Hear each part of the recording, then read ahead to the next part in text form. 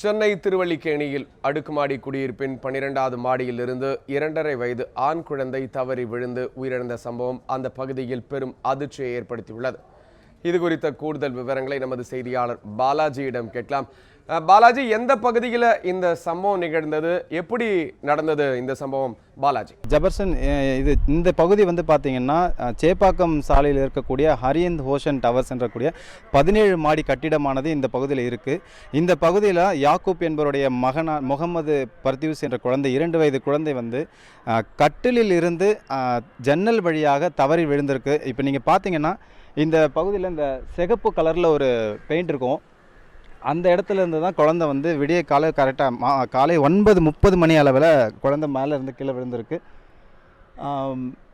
என்ன காரணம்னு பார்த்தீங்கன்னா, இங்கே மூடி இருக்கக்கூடிய தற்போது நீங்கள் பார்க்கக்கூடிய காட்சியில் அந்த ஜன்னல் மூடி இருக்குது. அங்கே தான் அவங்களுடைய படுக்கை அறை இருந்திருக்கிறதாகவும், அந்த இடத்துல இருந்து காலையில் பார்க்குறப்போ அந்த ஜன்னல் திறந்திருக்கு. குழந்தை கட்டில் மேலே ஏறி ஜன்னல் வழியாக எட்டி பார்க்குறப்போ தவறி விழுந்ததா இங்கே தகவல்கள் சொல்கிறாங்க.